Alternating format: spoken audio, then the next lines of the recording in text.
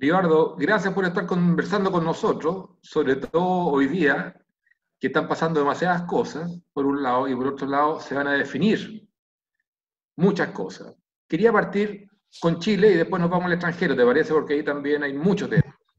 En Chile nosotros estamos viviendo situaciones muy complejas en lo social, económico, en lo político.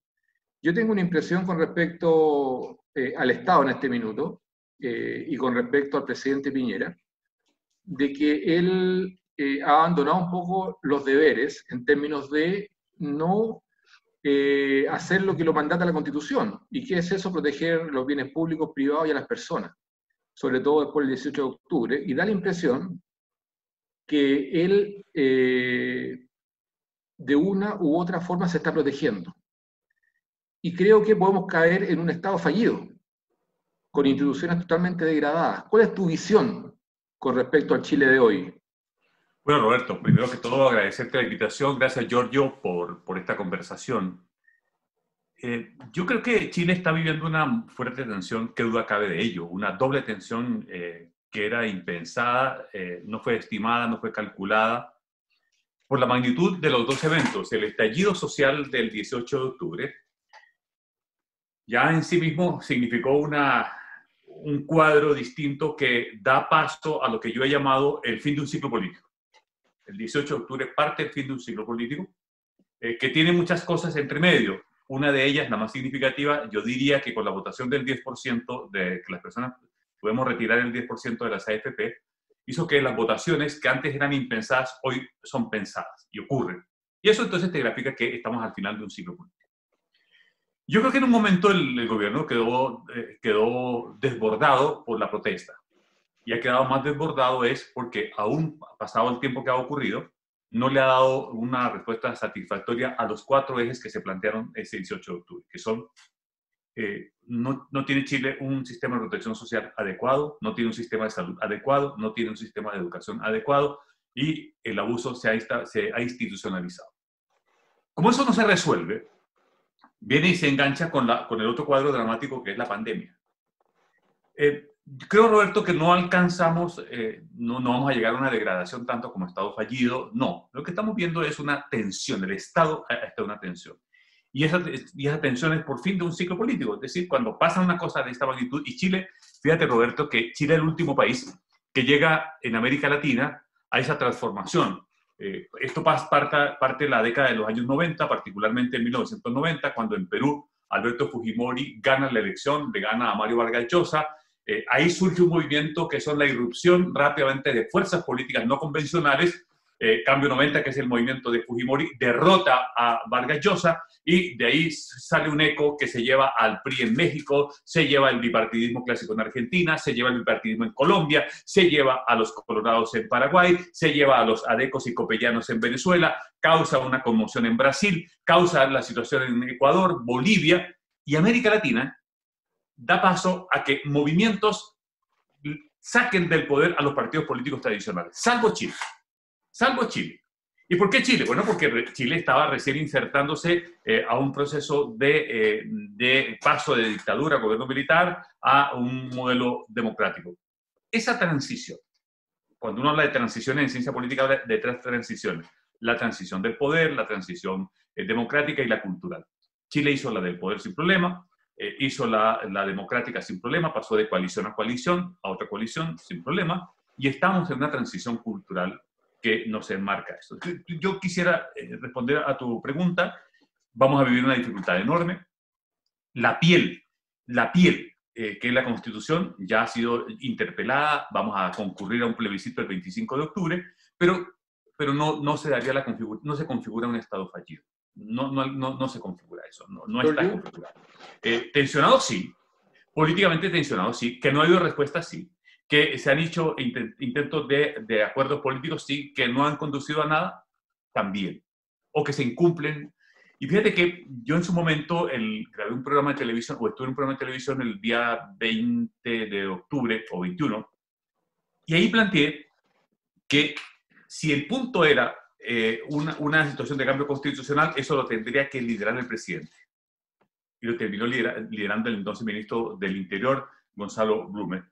y el acuerdo debió haber sido previo a cómo se desembocó finalmente, que fueron las fuerzas en el Parlamento las que produjeron el acuerdo político y no el presidente. Creo que Chile vive una tensión política. Esta crisis sanitaria pasa de una crisis sanitaria a una crisis económica a una crisis financiera. Bueno, y el esfuerzo es evitar que llegue a ser una crisis social, porque después se transforma en crisis política y ahí sería una situación catastrófica. ¿Giorgio? Giorgio. Sí. A ver, hay una cosa que yo estoy importante que yo siempre distingo en estos casos. Una cosa es el movimiento que le llama mal llamado estallido social, sino que eso es un grupo minoritario de unos cuantos miles, que en el fondo con un intento de sedición, y que no tiene nada que ver con la marcha pacífica que tuvimos diciendo, ¿cierto? Efectivamente ahí hubo obviamente un movimiento muy importante por los puntos que tú estás señalando. Pero al mismo tiempo, cuando yo repito aquí una y otra vez lo mismo, aquí hay un intento de destruir primero, de echar abajo, la primera intención era al presidente, después al gobierno y después al modelo. Y ahí tenemos grupos inclusive parlamentarios que están interesados en la cosa de la violencia, con su actitud neutra, no que neutra, es decir, en el fondo silenciosa, pero al mismo tiempo que aplaude, digamos, cuando hay estos movimientos violentistas. Entonces, para mí son dos cosas distintas.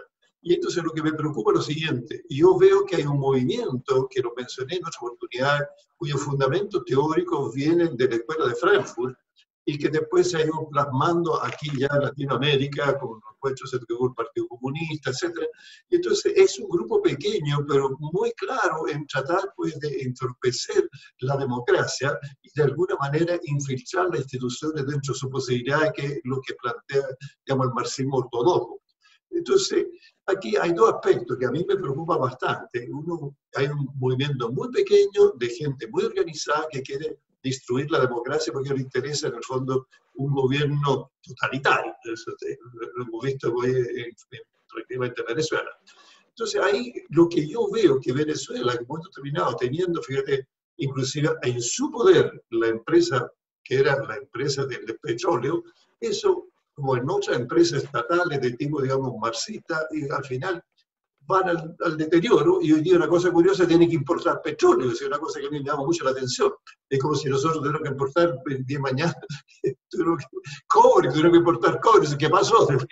Eso es una parte. Entonces, como veo que ciertas cosas parecen en otra parte del mundo con Estados Unidos, que si bien es cierto, hay un problema serio con la policía, con los negros, etc. Pero también veo que hay también este movimiento que son solapados. Te digo todo esto porque cuando yo estudié y saqué el máster en sociología, nos pasaron muchos, y ahora en la táctica, estrategia, digamos, de la fondo en esa época, por eso del marxismo, que hoy día está de alguna manera, por lo menos Marx está de capa caída, pero el movimiento no. Entonces sí me preocupa cuál es la visión, y cuál es la visión que tú tienes, porque la otra cosa que tengo yo, la otra fuente que tengo, es que en el fondo a todo el sistema, digamos, basado en el comunismo, el extremismo, le pasó una cuenta, digamos, histórica de que Chile revirtió el movimiento comunista, lo revirtió con la dictadura, todo lo que quiera, pero le dolió mucho eso, que no hayan logrado, digamos, destruir el fondo de nuestro país como está la popular, que casi terminamos con Venezuela. En el fondo, Giorgito, tú dices que esto, a diferencia de Libardo, no fue un estallido social, sino que fue un golpe de Estado fallido. Así ¿Eso es. Ya. Así está claro. Está claro. Libardo. Entonces me preocupa, porque te explico la otra cosa. Yo sé que por lo menos que muchos de estos gobiernos, digamos, latinoamericanos, le molesta el éxito que tuvo Chile con la dictadura por una parte y con la democracia después. Eso por lo menos algunos me lo han comentado, sobre todo gente de izquierda, a la cual yo soy amigo. Me interesa tu opinión. Sí, yo, siguiendo con atención tu planteamiento, Giorgio, evidentemente el 18 de octubre hubo una acción violenta. Sí, claro, sin lugar a dudas. Los estados, pero Chile no de todo Chile, Chile, de un grupo que organizado, no sé, bien organizado, porque fue muy sistemático la quema de todo, ¿te fijas? O sea, está claro que eso está planificado, no hay donde perderse. Bien. Y la muchedumbre no se planifica así nomás. Sí, entonces ahí viene una pregunta a la cual todavía no se ofrece una respuesta es, ¿qué grupos? ¿Quién intenta causar esta conmoción interna que hasta el día de hoy el Estado de Chile, como Estado, no haya sido capaz de dar con el paradero ni de sus autores materiales ni de sus autores intelectuales? A mí me parece que hay ahí, desde el punto de vista estrictamente policial, hay una materia de la cual Chile tiene que ofrecer una respuesta. Lo segundo, la parte de la violencia que se intenta mezclar con las millonarias marchas que hubo respecto a estos puntos que marcaba, del cual hay que distanciarlo y hay que diferenciarlo. Pero que ni lo uno opaque lo otro. Yo creo que el sentir popular que hubo entre el 18 de octubre y el final de octubre y noviembre es que había una gente que salió, protestó de manera pacífica, y creo que voy a tomar el lado pacífico. Pero tomo un punto bien, estoy totalmente de acuerdo contigo. Sí, que si es así, digo, si Chile, su andamiaje institucional, se deja causar una conmoción por un grupo minúsculo violentista, estamos mal. Y estamos mal. Y eso es lo que me preocupa. Fundamentalmente, si es tan minúsculo como se menciona. Uno, si el Estado no es capaz de ofrecer una respuesta, porque todas las democracias del mundo pueden sufrir en su momento tensiones. Unas serán sociales, unas violentas, unas más o menos violentas, pero el Estado tiene que responder. Y aquí la pregunta es, ¿por qué el Estado no ha dado la respuesta? Y eso tiene que ver una respuesta de aislar la violencia. Y aislar la violencia es identificar los autores, sus autores materiales, sus autores intelectuales, y separarlos de lo otro. Pero tampoco... Disculpa, para ir pimponeando algunas ideas que creo que son súper importantes. Tú dices, todavía no se sabe quiénes fueron. Sin embargo, Maduro, ¿cierto?, levantó la Constitución, dijo, nueva Constitución para Chile. Acá, el soldado de Maduro, ¿cierto?, está detrás de los mismos propósitos. Y no solamente eso, sino que alguien le pasó la llave del ex Congreso Nacional, no sé quién se la pasó, para hacerle un homenaje a la primera línea, que son delincuentes que intentaron quemar Carabineros. Entonces, cuando tú dices tenemos que saber quiénes son, ya sabemos quiénes son. Es el Foro de Sao Paulo con sus cómplices en Chile y la extrema izquierda. ¿Por qué no decimos las cosas como son? Y tú hablas de un estallido social, ¿cierto? Que hay problemas en la educación, hay problemas en salud, etcétera, etcétera. Pero ¿por qué en Argentina, que tienen un 40% de inflación, un 50% de pobreza, un endeudamiento del 100% de su PIB? Nosotros teníamos un 3% de inflación más o menos, teníamos los números mucho mejor, un endeudamiento del 27% del PIB. ¿Por qué allá ni siquiera quemaron un kiosco diario y acá incendiaron el país? Son fenómenos que están súper claros, y ¿por qué no decimos las cosas como son? No quiero respuesta, por favor, pero creo que hay suficientes antecedentes como para decir, mira, esto fue un golpe de Estado fallido, ¿cierto? Acá hay injerencia extranjera y lo han dicho de afuera y de acá.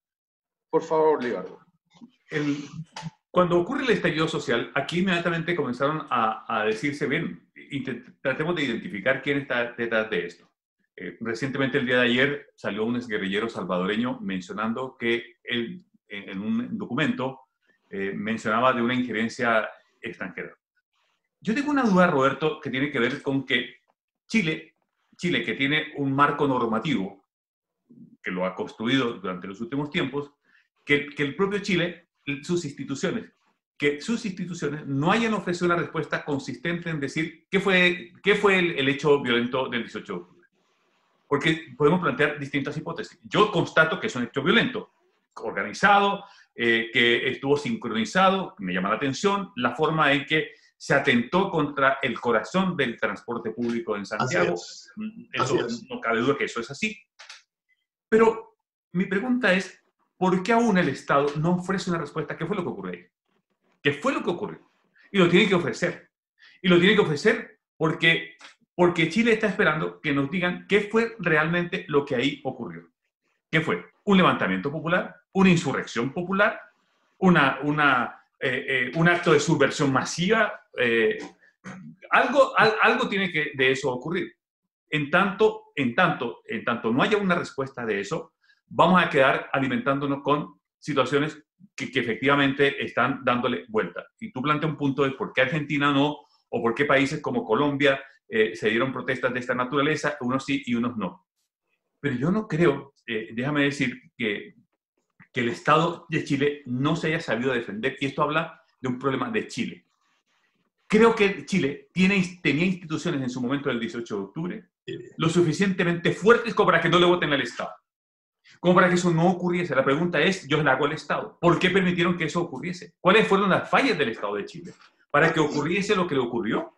Es evidente, una situación desde el punto de vista de inteligencia, clase que yo hago y enseño, es los estados, aún en sistemas de pacificación, tienen que prever los peores escenarios. La pregunta es por qué Chile no hizo una prevención y una proyección de que eso le podría ocurrir.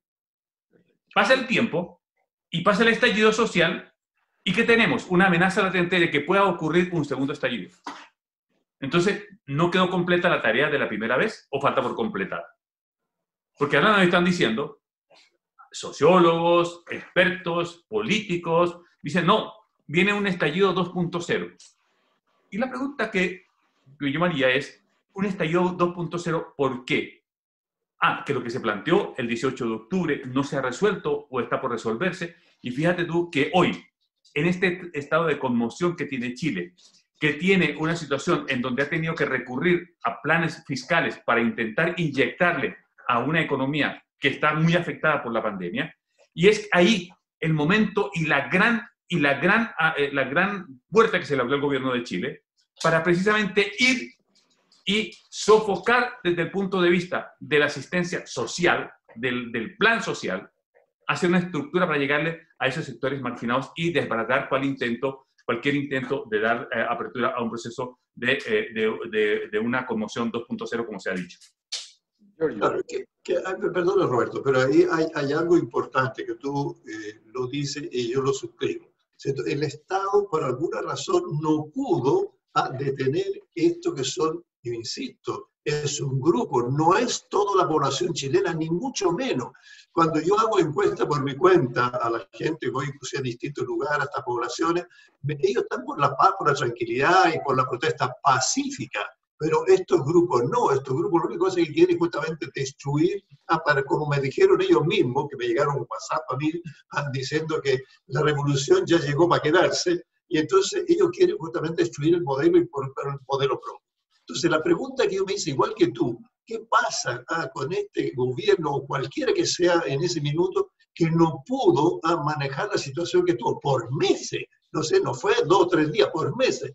Donde yo también lo equiparo, guardando la diferencia a lo que pasa en el fondo en el sur cuando queman camiones. Hace años ya que están quemando camiones, se sabe que van a seguir quemando, entonces uno dice, bueno, ¿qué pasa? ¿Por qué no pueden hacer un control?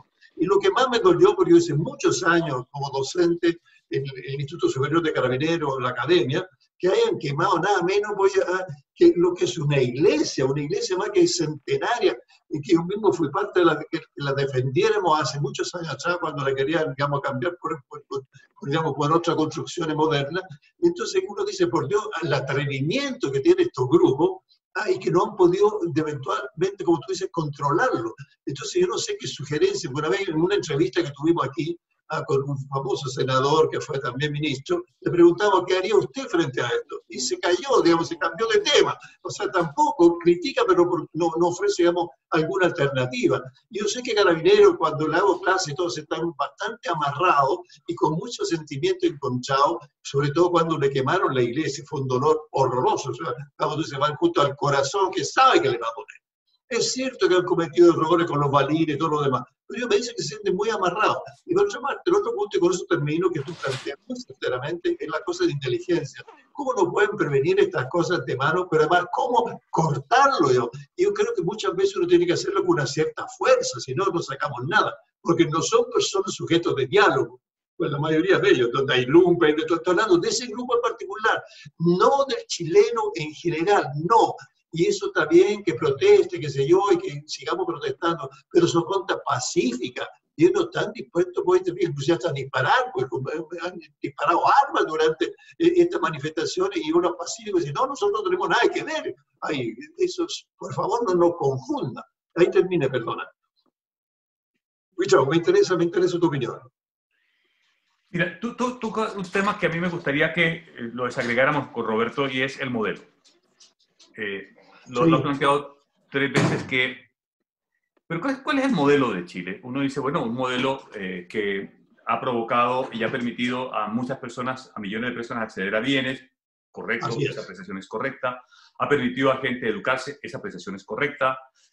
Esto que llamamos el modelo no puede ser una figura a rajatabla, hermética, en donde no se le puedan hacer reformas o modificaciones. Porque fíjate, Roberto y Giorgio, que si por modelo damos, por cierto, un consenso económico que durante 40 años le hicimos tributo. Durante 40 años, si ustedes revisan la prensa económica del país, se van a encontrar que aquí lo relevante era que el Producto Interno Bruto tuviera un número, que el IMASEC tuviera un número, que la inflación tuviera un número, y se ordenaba todo en el consenso económico. Yo estoy de acuerdo en eso.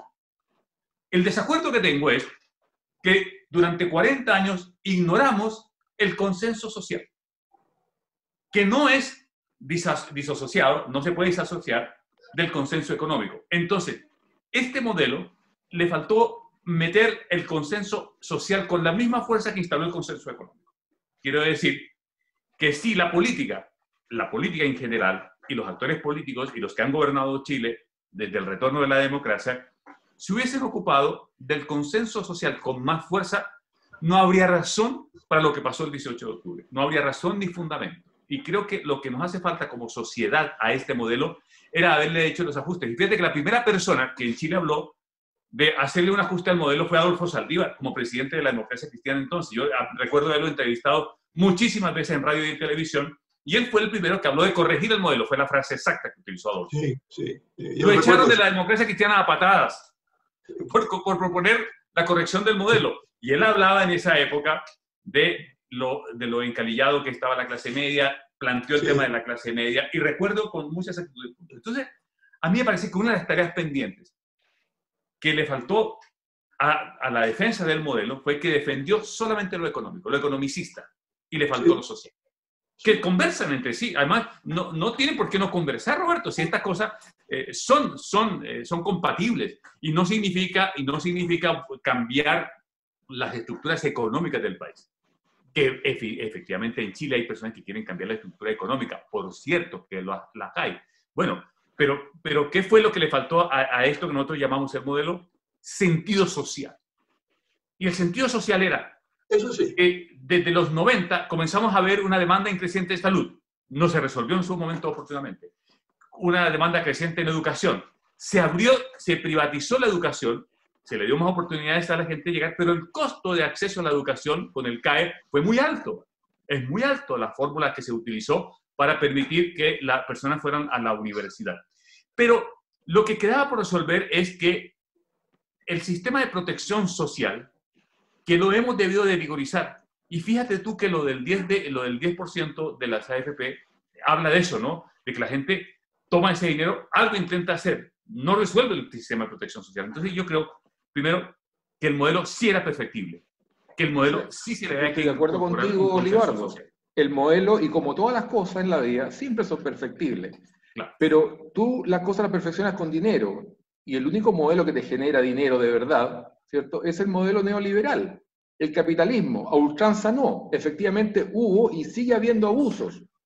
Pero esos abusos, ¿cierto?, fueron perpetrados y son perpetrados por 10 u 11 familias, que son los que financian la política. Y gracias a que financian la política también tienen inmunidad frente a la justicia. Incluso, ¿cierto?, tienen un fiscal nacional que, dicho por él mismo, está ahí para bloquear investigaciones, por ejemplo, con respecto al financiamiento ilegal de la política. Pero hay 1.300.000 pymes que trabajan todos los días y sacan la cresta, y tú lo sabes perfectamente. Porque tú también tú eres pyme en el sentido de que tú eres consultor. Entonces, todos los que trabajamos día a día, nos sacamos la cresta, nosotros pensamos que este modelo ha sido súper bueno. Ahora, con dinero, y el país sí que tiene dinero, o tenía dinero, ¿cierto? Éramos prestamistas. Era una cuestión maravillosa. Ahora vamos a tener que empezar a endeudarnos para poder satisfacer todas las demandas sociales. Pero yo creo que no son incompatibles el crecimiento económico con esta conversación social. Pero primero tengamos las lucas para poder hacer estas políticas públicas exitosas. Ahora,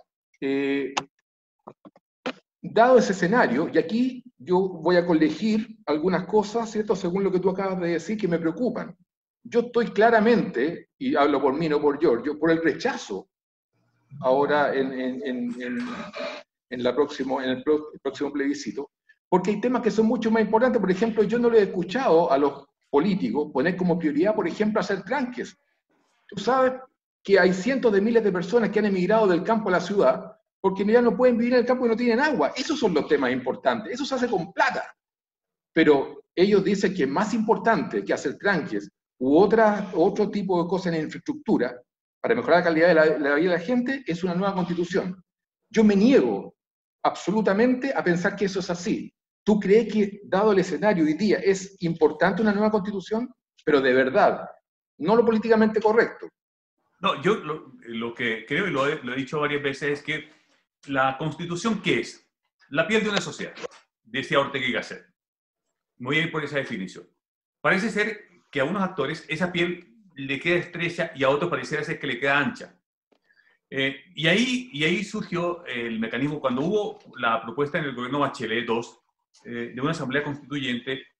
A mí me parecía que la asamblea constituyente iba a tomar las fórmulas de lo que ya habíamos visto fracasado en Bolivia, en Venezuela, y que eso no funcionaba. Estamos de acuerdo. Pero la pregunta es, ¿por qué el presidente hizo la concesión de abrirse a la reforma constitucional sin un acuerdo político previo? Que era ver qué era lo que nos tensionaba o lo que nos sobraba como piel. Y eso es lo que yo he reclamado, en el sentido de que a mí me faltó un acuerdo político previo. Porque cuando tú resuelves políticamente y dices, mire, sí, efectivamente, ¿sabe qué? Mire, digamos la verdad, esta Constitución, por el momento en donde nace y en el periodo en que nace y quien la lanza, eso es lo que nos incomoda. Busquémosle otra fórmula distinta. Busquémosle una forma distinta. Entonces, vamos a llegar, y Roberto, la noticia es que si bien ocurre lo que ocurre el 25 de octubre, si el rechazo llegase a ganar, esa misma noche grupos van a reinstalar la idea de que hay que hacer reforma, otro cambio constitucional, y lo van a hacer. Es decir, el dato es que si no se hace en un año, se va a hacer en 2 o en 3 años, pero el cambio constitucional se va a hacer. Ese es el dato duro que hay por debajo, independientemente del resultado del 25 de octubre. Fíjate, y déjeme poner un ejemplo. Cuando se habló de lo mismo en Colombia, que allá sí que había una constitución de 200 años de antigüedad. Y dijeron, mire, esta constitución política nos va a resolver el problema del narcotráfico, el de la igualdad en la política. Y Colombia metió la séptima papeleta, redactaron la constitución, eligieron 77 constituyentes. Y mira Colombia hoy. El narcotráfico crece, la política es más corrupta, los políticos son más corruptos, los políticos se investigan. Entonces, incorporarle a la Constitución temas de la política no corresponde. Y es el error en Colombia, en Argentina, porque en Argentina se hizo cambio constitucional solamente para que se buscara la reelección de Menem, y de la Rúa se prestó para hacer el acuerdo, el Pacto de Olivos, que permitió la reforma constitucional, como ha sido la reforma en América Latina. Entonces, ¿la Constitución es para buscar la reelección de los presidentes? Miremos la historia reciente de Chile y a ver si encontramos una respuesta adecuada para saber si las reelecciones son un mecanismo bueno o malo. Y mi respuesta a tu pregunta correcta es, Roberto, ya estamos metidos en esto. Y el 25 de octubre cada quien irá con su opción a votar reforma, rechazo o apoyo. Apruebo o rechazo. Apruebo o rechazo. Pero te agrego una cosa más, donde no hemos reparado mucho. Fíjate que si ganara la opción del apruebo, la conformación, las preguntas están hechas de manera que la Constitución, la nueva, va a surgir más producto del consenso que del disenso, por la forma en que están construidos los 155 distritos en donde van a elegir, aunque sea mixto o directo pleno, por convencionales constituyentes, los redactores de la nueva Constitución. A mí, de verdad, te digo, la fórmula que sea mixta o que sea pura constituyente, obliga a que si se votara el apruebo, obliga a que las fuerzas políticas entiendan el acuerdo. Entonces, aquí me llevo la pregunta, ¿qué es lo que se quiere cambiar realmente? Y yo puedo encontrar dos respuestas. Uno dice, sí, hay que la Constitución no sea la Constitución del 80. Eso es lo que realmente se quiere cambiar. ¿Quieren sacarle cualquier tufo de Pinochet? Ok, sáquenselo. Si eso es lo que quieren, porque eso es lo que quieren realmente. Ahora, defender el modelo económico, defender algunas cosas. Yo creo que habría un tejido para que la Constitución refleje la suma de los más y no de los menos. Ese es el tema. Bien cortito, Libardo, disculpa, Giorgito, para complementar lo que tú dices. Lo que pasa es que cuando Ricardo Lagos modificó la Constitución, tomó una tijera, cortó la firma de Pinochet y pegó la de él. Pero siguió siendo la de Pinochet. ¿Ah? Esa Constitución sigue siendo la de Ricardo Pinochet. Lagos dijo, esta sí que es una Constitución democrática, ¿cierto? Y ya, como tú muy bien dices, el tufo de Pinochet se fue. ¿Por qué insisten en lo mismo? Y en la misma Constitución, es la Constitución del 80. ¿Quién redactó la Constitución del 80? Pinochet. Entonces, tú la puedes modificar. ¿Es una buena o mala Constitución a tu juicio, Libardo? ¿Perdón? ¿Es una buena o mala Constitución? La de Como Pinochet. todas las constituciones... Yo no soy pinochetista, pero mira, ¿es una buena o mala? ¿Tiene cosas buenas o todo es malo? No, como todas las cosas, yo le encuentro cosas buenísimas a la Constitución. Y también le encuentro cosas no tan buenas. Por ejemplo, el rol subsidiario del Estado. No es necesario definirlo en una Constitución. El que hacen los privados en un sistema económico. Es que estamos creo que sí es importante, tú tocaste un tema muy importante. Claro que es importante el rol subsidiario del Estado. O sea, que el Estado vaya donde el particular no quiere ir porque no es rentable, yo creo que es fundamental. Te marca el eje del desarrollo de un país. Pero fíjate que porque si el Estado empieza a capturar zonas donde debería estar el privado, ahí sí que es muy complicado. Un Estado al final todos vamos a trabajar para el Estado. No, tú tienes experiencia, Libardo, tú tienes experiencia en eso. Sí, pero un Estado tan pobre como el de Chile, lo que tiene que fomentar, al contrario, es la inventiva, todo lo que tiene que ver con el desarrollo de los empresarios, tiene que ver. Yo lo que digo es que la Constitución no tiene que resolver temas económicos. Son temas políticos, que eso es lo que resuelve una Constitución. El tema, ¿qué somos? ¿Una nación unitaria? ¿O una nación federal? ¿Cómo nos vamos a administrar? Eso es lo que en términos políticos de reforma, ¿cómo nos vamos a dirigir? ¿Mantener el Tribunal Constitucional o no? ¿Ah? ¿Mantener el Tribunal Constitucional a tu juicio? ¿Y la independencia del Banco del Estado? La experiencia nos dice de la independencia del Banco Central y de un Tribunal Constitucional. Eso es una enorme garantía. A mí esos dos entes se deben de manejar. Se deben de manejar así. Porque ya vemos, por ejemplo, el Banco Central Argentino, a propósito que tú has puesto el caso de Argentina, es un apéndice más de cualquier forma de la administración. Y aquí lo que nos ha dado buena cuenta es que la conformación de la textura independiente de la política monetaria le hace muy bien al país tener un Banco Central independiente. Y nos hace falta.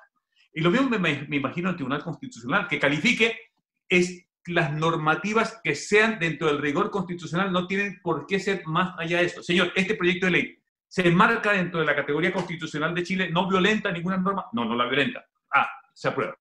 Creo que le hemos dado una magnitud a la Constitución más allá de la que realmente tiene. Pero, vuelvo a un punto, Roberto y Giorgio, ya nos metimos en esto. Y si no lo resolvemos el 25 de octubre, lo vamos a resolver en noviembre, en diciembre, el 21, el año 22, pero ya nos metieron en esto. Metidos en esto, hay que resolverla de dos maneras. Uno, saber qué es lo que se vota el 25 de octubre. Y no se vota una idea de marketing, se vota una idea de cómo nos vamos a dirigir en el consenso social durante el próximo tiempo. Eso es lo que se vota en buena cuenta. Lo que tenemos, ¿nos gusta o no nos gusta? Entonces ahí votamos por opción rechazo o apruebo. Y si queremos adicionalmente a alguien decir, yo apruebo, bueno, le gusta tener políticos con experiencia, los parlamentarios, que sean la mitad de lo que redacten la Constitución y la otra mitad elegida, o quieres una Constitución elegida totalmente. Y fíjate que salió el concepto de asamblea constituyente. Pero en buena cuenta, casi es lo mismo. casi es lo mismo. El asambleísmo, lo que pasa es que es una muy mala marca. Es una muy mala marca la Asamblea Nacional Constituyente. Es mala marca porque los países que han hecho la Asamblea Constituyente, mire dónde están. Porque finalmente la Constitución no resuelve el futuro político de los estados, lo resuelven los políticos.